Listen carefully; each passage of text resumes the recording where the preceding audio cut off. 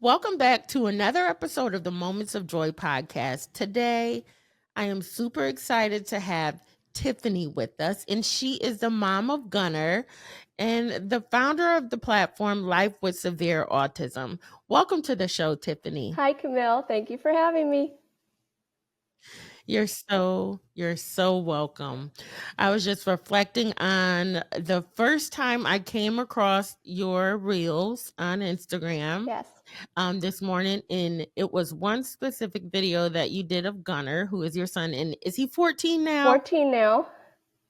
Yes. Yep, he just recently had a birthday not too long ago, right? Right. November 16th. Yeah. Yes. So Gunnar, I probably just found you last year because I think he was 13, and it said my son is 13 and he likes to still play with baby toys. Yes. And I related so much to that because we had just gone to a birthday party for another autistic little boy. And although everyone there was autistic, Mason was different and he didn't want to be around any of the kids. And he sat at the toddler play area and he was fine and he wanted to play with baby toys. Yes. And I was like, oh my gosh, I relate. I'm following her. Oh, thank you. Yes. Yeah, you're so welcome. So, advocacy and advocating for our children, for Mason, that had started around birth. I always say, like, some advocates kind of are born and others have to be like pushed into it. Yes. And I had to be pushed into it because he was born with congenital heart disease. The doctors came into the NICU and had put all kinds of wires on him and IV in his head, and I didn't know. Right. And I just started crying. And a nurse came up to me and she was like, you tell those doctors not to touch your child again until they speak to you. Oh. And it was like a light switch went on and I was like, oh, like I can do that. That's right. Yes. And, I kept that stance from that moment on. Yes. So I'm curious to know, when this mama bear, this advocate arose for you. It took me longer.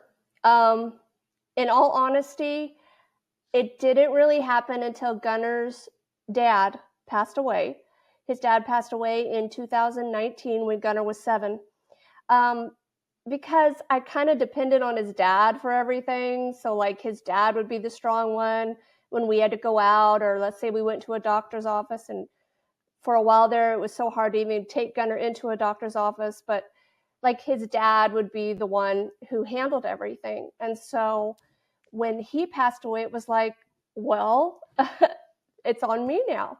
I had to rise up, and it was incredibly difficult. I fought internally. I didn't want to do it.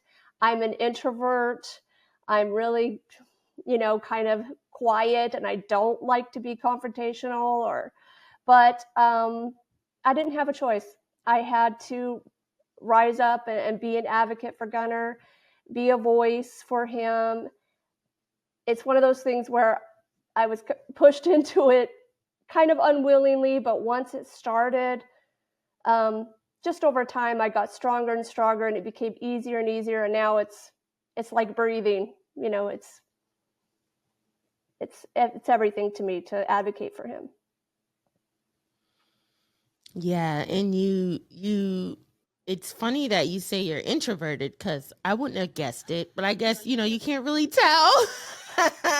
You know what? I put on a good act. That's what it is. It's a good act. It proves that when you are passionate about something, nothing else matters. That's true. Yes. Mm-hmm. And you are passionate. Can you tell us a little bit about Gunnar and what brings him joy, and how you noticed that his needs were different than maybe other people that you knew? Okay. Well, Gunnar was, you know what? He hit his milestones really early. So he crawled early. He walked early. I remember even being kind of sad about it because he was my baby, and I was like, slow down. You can just stay my baby, because he did everything early. But then I started noticing around 12 months, 13 months, he wasn't pointing at anything. He wasn't talking.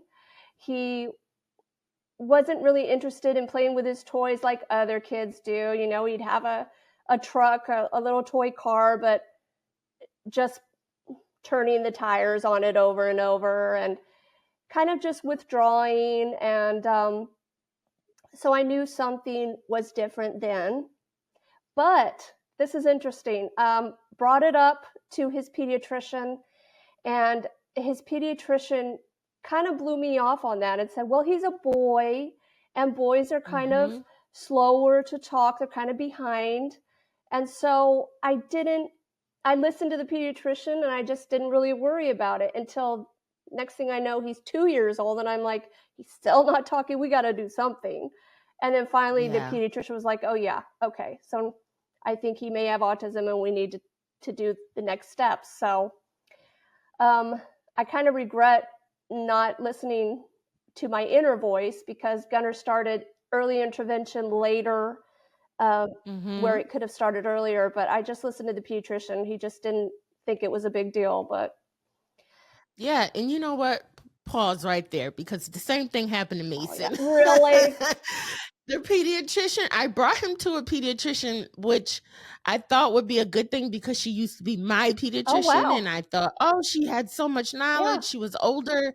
But when his daycare brought the things up to me, I was like, well, I'll bring him to the pediatrician. She's like, well, what do you think? And I was like, I don't know. yeah, She's like, he's fine. And she said it twice. yeah. So you're right. Mm-hmm.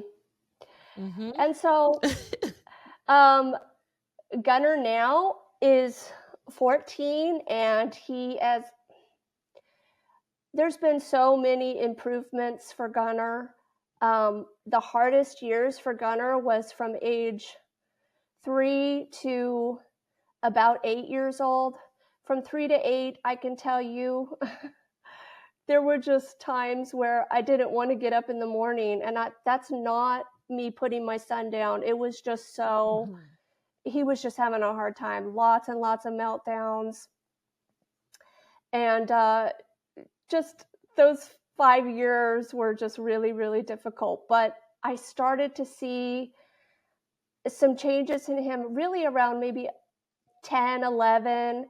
And it's just he's just been making so many improvements. And I've been putting that on the platform, just showing that just a thing like I posted the other day, just being able to take him to a grocery store Mhm. and him feeling comfortable there. Not We went and not one meltdown. It was just I said it's like winning the lottery, and people don't they may not Mhm. understand that, but if they haven't Yeah. lived it, and it was just for things like that. It's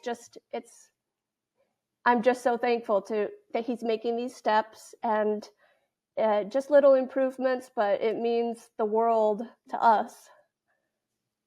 Mhm. Yes. Absolutely. Someone said something to me yesterday, like the things that parents of typical children just think, oh, whatever. Where we think it's over the It's a moon party. It's a milestones. party. We are celebrating. Yes.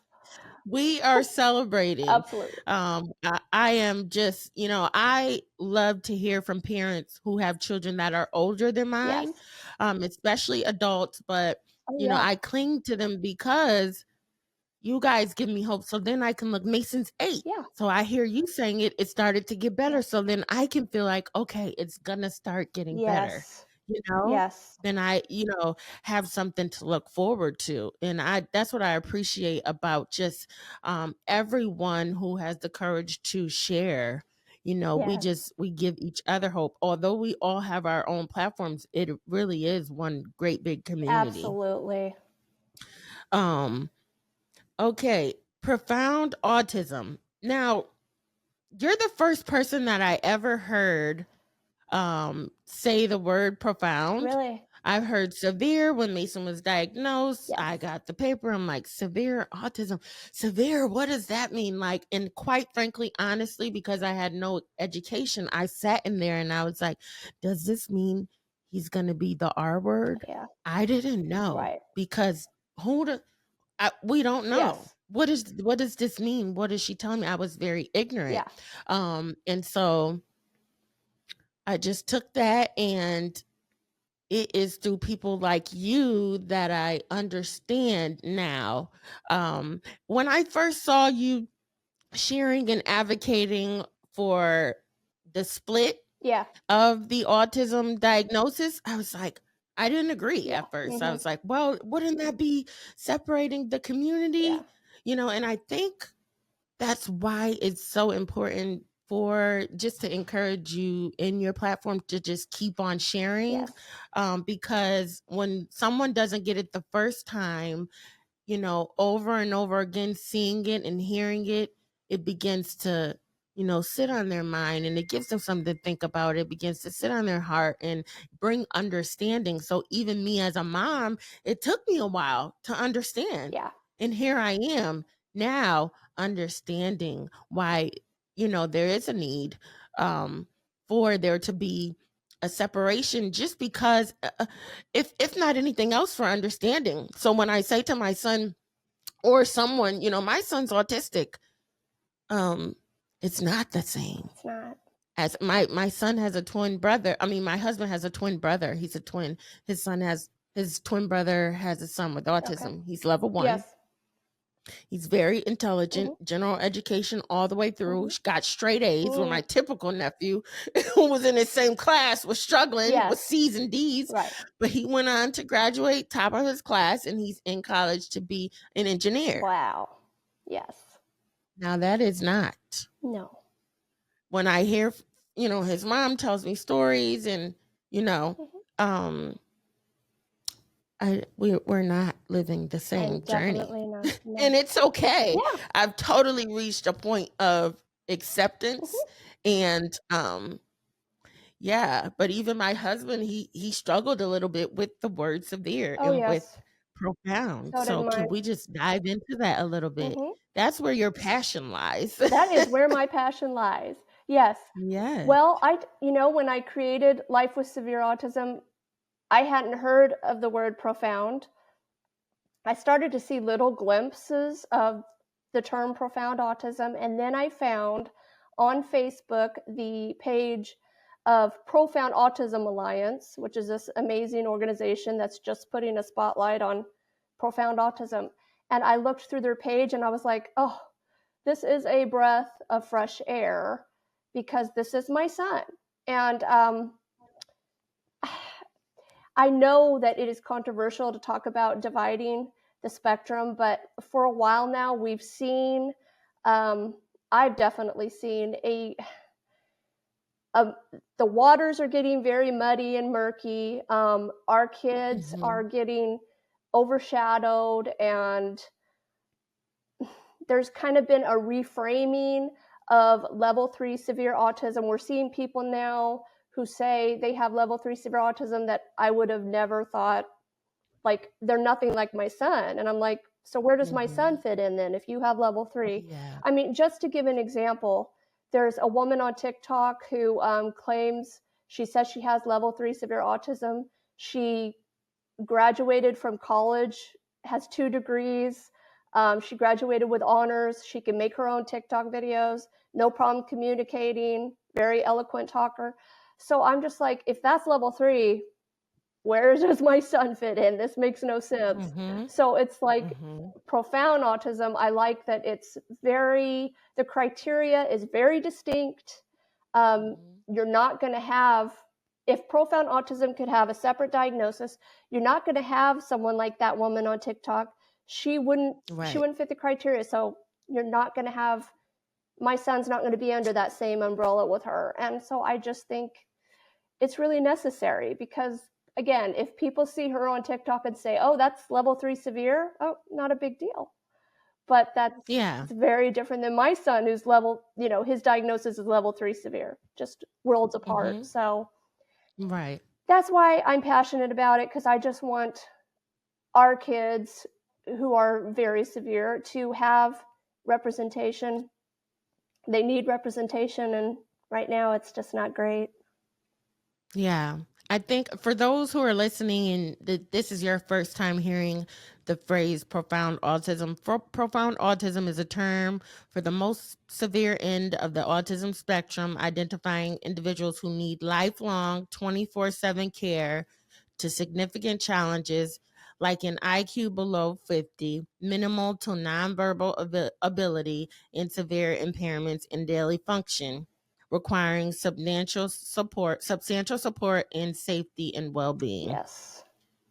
Mm-hmm. Which And so that's yeah. quite different than what we described. Right, so different. And I think there was um an advocacy or something maybe in the early 90s that made them cluster everything together because there was at one time a There separation. was a separation.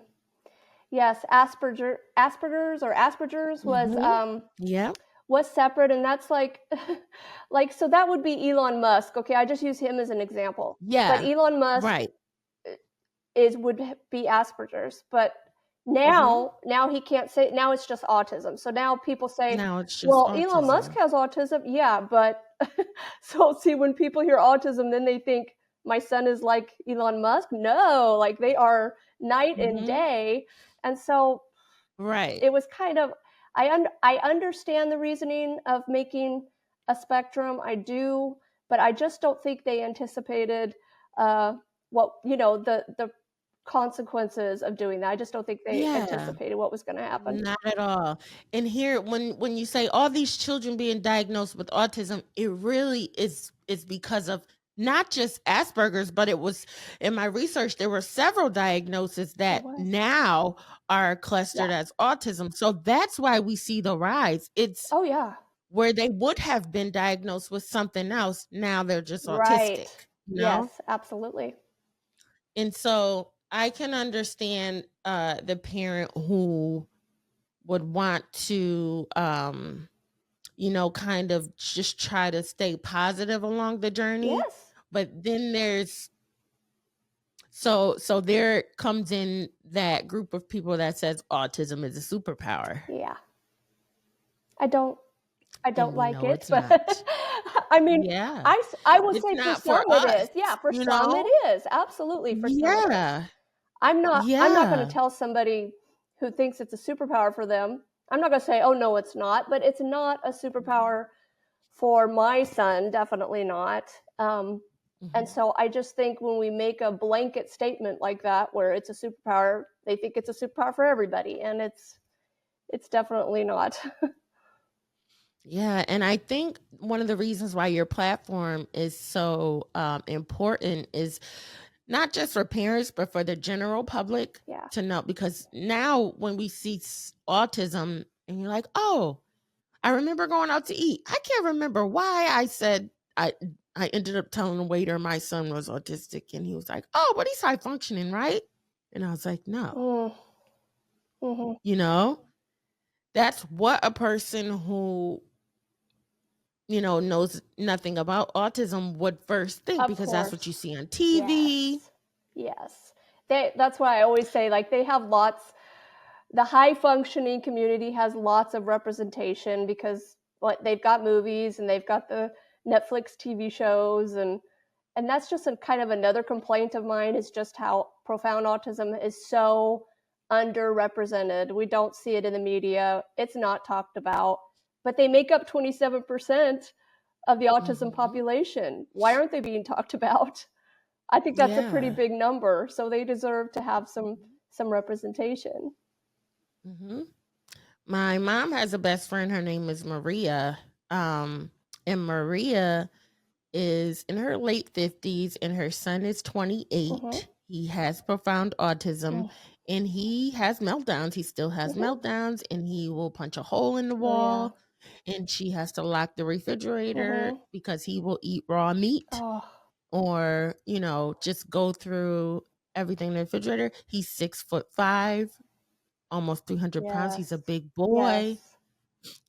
so there are different things that she has to put in place in the house to protect herself when he has meltdowns. She's Right. been hit. Yes. I know. And so that's profound autism is those parents who will be 80 and 90 Mhm. in caregiving for Absolutely, life. absolutely. But I feel like I said in the beginning, that's where I gained strength from. It's like Maria, my mom's friend, I started to say, okay, God, if this is what it's going to be like for Mason, I'm okay. It was Maria that helped me to be okay. So it was Maria that helped me to give me strength. And I can just imagine that you are the Maria for so many parents. Oh, I appreciate that so much. I hope so. Because that's why I started it. I just wanted to, well, I wanted to connect with other parents who are going through the same thing I am, but I also wanted to encourage because I've seen it. I've seen it from the videos that I post that it is encouraging to parents, especially who maybe are just starting the journey. Their kids are 3, 4, 5 years old, and they see my posts, and it does encourage. That's what I want to do. I want to encourage. I want to give hope. It's not completely hopeless. Yes, it's hard. It's definitely hard, but there are wonderful moments. There are positive things that happen, and I want parents to see that so that they can. That's what I needed. That's what I needed when Gunnar was 3, 4, 5 years old and I was going through it and I was discouraged. It helped to find, and back then there weren't that many pages, but it helped to find some pages on Facebook where there were some parents on there who had pages and I saw their child and it was everything to just have a little bit of hope like, okay, that's happening for them. This can happen for me. And Mhm. now I'm in the position where I can encourage other people, and I'm so happy to do that. Take me back to that moment where you got the courage to come on social media and start that page. Yes. So Gunnar was 11. It was in the fall of, see, 2023. And like I said, I was seeing some improvements with Gunnar, and I just thought, you know what? Yeah, I want to get on social media and just share this with people, and hopefully I can uh, ha- give some encouragement to them and show that there is some light at the end of the tunnel. So that's, I don't know why. I don't know why I did it because, like I said, I'm an introvert and I I don't like to make videos of myself. I love making videos of Gunnar, but I don't really like making videos of myself. But again, I think it was just that passion, and also I saw what was happening again with the spectrum. I was seeing a lot of videos, and I was just like, I want to talk about this. So that's why I did it. I don't know. I just tried to gather up the courage and did it, and I met wonderful people, and that really helped me to keep going with it. Because at first I was a little bit nervous and discouraged, but I met wonderful people, and that encouraged me to keep going with it. Yeah, I think the importance of your page is to highlight severe autism. I think the way that I thought when I first saw your page, and I said, I was like, well, why? We don't need to be separated. It's not a separation. Mhm. Mhm. It's not a separation. You aren't trying to divide the community. What Right. you are doing is making sure that they are all represented, even Absolutely. on Yes. social media, that they Yes. all have a voice, because being an ally to the community is all the whole community. Yes. I Hmm. completely agree. And there's a lot less of us uh, severe autism moms. There are a lot less of us getting online and sharing our lives. I don't blame the moms who don't want to do it because it gets so ugly. It gets so ugly in the Hmm. comments. People can be very mean and rude. And Hmm. so I understand why a lot of parents don't want to get on and advocate Hmm. because you have to have some thick skin. And I did not have thick skin when I started this. I shed a lot of tears and many times contemplated, I'm just going to close this account. I can't handle this. But I mean, I kept going because I'm like, no, I have a purpose and I'm doing this for Gunnar. But Hmm. so there's a lot less of us because because of how people react, because Mhm. you're showing real life, and it's not Yep. always pretty. It's not Yep. roses and rainbows. Mhm. So you have to expect uh, the kind of comments you're going to get. But so yes, I mean, there's, just like I said, a lot less representation even on social media, and I understand, because it's hard. It's hard to show Mhm. this life. It is hard, and you have to have boundaries. When I shared that I pulled Mason out of public school the other day, um, everyone was like, "What happened? What happened?" But it was so ugly. In the Mm, comments you get from other people, when I saw that video, it said 96% of the people who commented were not my followers. yeah. So I'm not sharing. Ah, yes, For these people to come and say something about my child because it was sensitive. So exactly. even in that, I had to have a boundary where, yeah, I want to help, but at the end of the day, this is personal to Mason, so I'm not going to share. So you Yes, do have to find some type of boundary in it, and it's hard. absolutely. There's lots of things I don't share. In fact, I made a Mhm. video about that because people ask me, "Does Gunnar have meltdowns? We never see them." And I said I had to make a video and address that and say, first of all, it's not my instinct to grab a camera, Mhm. grab my phone and record him when he's having a meltdown. And it's Right. just me and him. There's nobody else in the house to record it. So it's like my focus is on Gunnar in that moment. But that's also a boundary for me. I really don't Mhm. feel comfortable showing him in those moments Right. because he Right. needs me. And so Mhm. there are boundaries for me where I'm not going to share certain things. Mhm. Yep. And advocacy is such a big word, and it looks different for us all. What does it mean for you? Oh, it means fighting for my son to be seen, to be seen, to be heard. He can't advocate for himself. Um, so I have to do it for him, and it means showing the world that he exists and that he's valuable and worthy of respect. And I love that. yes, so that's what advocacy means to me. It's just showing the world that he matters. He matters, even though he is Mhm. severe, profound. He's not out there um, being able to make videos for himself and talk about autism, but he still matters. His story still matters. And Mhm. so that's what advocacy means to me, is just, I just want him seen and heard and valued Mhm. as a human being. Yeah.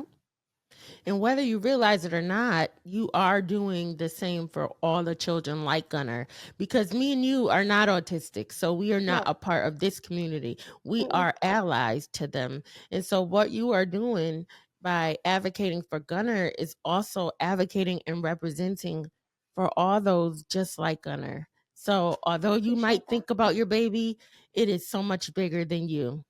I And appreciate that. Thank you. yeah, it really is. Yes. Um as a single mom, I just, as you spoke about your husband, I was like, I can relate, because when he comes home, I lead them and I go in the other room and I take a deep breath. Or if it Yes. was a hard day, I do whatever I need to do to recuperate. But Yes. as a single mom, how do you take care of yourself while taking care of Gunner? How do you find moments? There's not many. um, there's not many, although I can say right now that Gunner's asleep right now. That's how I'm able to do this podcast, because Gunner's asleep. So sometimes that's how I take moments. If I'll get up extra early to have some time for myself, or if he's just relaxing and he's okay, he's on the couch playing with a toy. I just have to take little moments like that. I mean, it's not going to be a big thing.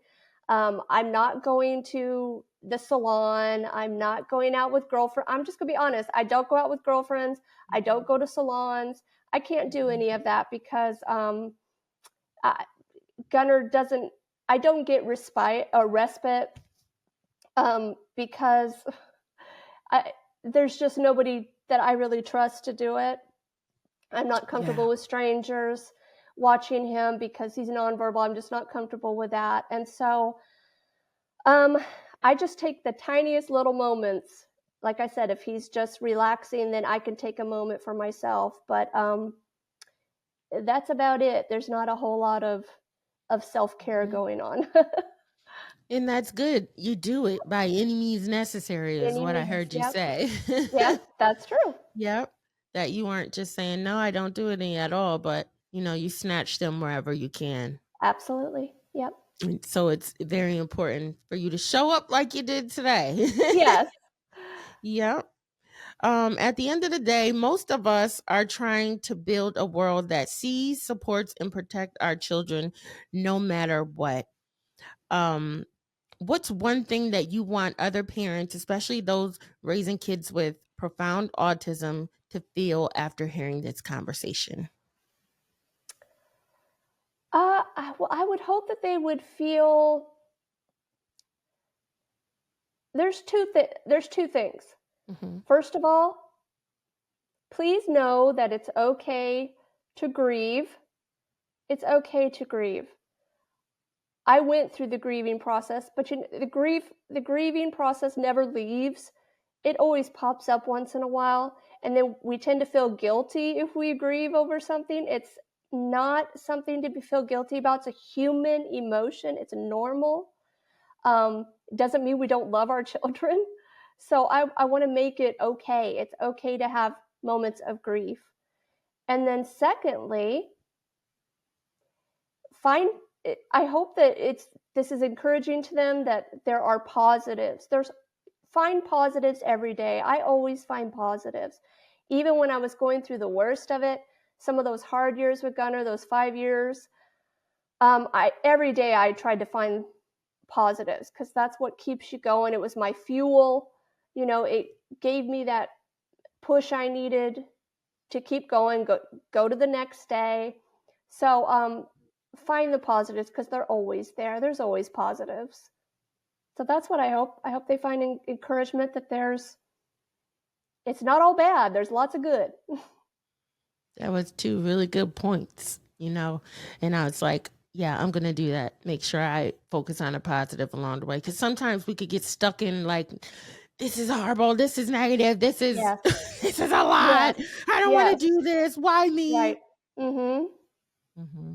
And I went through that. But I saw what it was doing to my mental health, which I think is important. We've got to talk about what that does to our mental health. If we're constantly in a negative state of mind, it's just really not good. And our kids need us to be more positive too. I noticed that Gunnar, he's really in tune with my emotions. So he knows when I'm feeling negative. He really does know when I'm feeling negative, and it affects him. Hmm. And so it's important that for me that I stay positive because I notice it affects him how I feel. And he Hmm. sees that. So I want to be positive for him. Yeah. And I love seeing you and Gunnar worship at home and how Yes, you still teach him about Jesus. I absolutely absolutely. love it. No, I love it too. Well, I mean, because you've posted Yep. about how it's hard to take them to church. There's a lot of Yep. churches. That's a whole nother discussion about how churches Hmm. really need to start doing better about that. But Yeah. yes, it's still important to me to teach him because they can be reached. Let's not act Yes. like they can't be reached. God That's can reach right. them, absolutely. That's right. And Absolutely. yes, so it's important to me to keep faith in our house. Absolutely. Yes. And I love that. Thank you. Lastly, what message would you give for those that are not raising children with autism who probably look on in judgment or, you know, they just really don't know much? What message Mhm. would you like to give them today? To maybe just take some time and try to learn about us, try to learn about profound autism instead of just automatically judging and thinking that they have no place in society. I mean, I've heard the worst of the worst. Why do they even exist? A Mm, lot of things like that. I would just ask, please try to see them as people because they are human beings worthy of getting to know them and seeing that they have they're just like us. Okay, they are like us, except of course they're different, but they're still worthy of love, respect, honor, all those things. They're That's still right. worthy of all that. So yes, just take a minute to try to see them for that instead of just automatically thinking the worst. That's beautiful. Well, Tiffany, I am just elated. I cannot wait to share this episode with Thank our you. community. This was so good and so rich. I could sit and talk to you for an hour, but I Yeah, cut it me off too. at a half hour. Okay. There's so much more that we could talk about, but Yes. just from a mom that's raising a son who, you gave me, you educated me, Thank you. you gave me hope when you share Gunner, even with him worshiping, even with him playing with the toys, I felt like, okay, that's like Mason. And also that it's okay. Him with his Yes. sippy cup, I appreciate those moments so Yes. deeply. So if you never get someone else to actually say it in your ear, I wanted to say it here to you today. Thank you So so thank much, you. Camille. Thank You're you. welcome. Thank you for coming on to the show. Thank you for your courage to start your platform. And I just wish you the best along your journey. Thank you. You're welcome. You can follow Tiffany on social media at Life with Severe Autism on Instagram and on Facebook. Are you on TikTok too? I'm not really on there very much, Okay. so I wouldn't suggest that. Yeah. On the meta platforms as she shares and encourages. And you guys always remember that you have the option to choose joy. I think that's what Tiffany ended us with. Find those Yes. moments of joy all throughout the Absolutely. day and hold on to them. So until Yes. the next episode, bye bye. Be strong. Bye.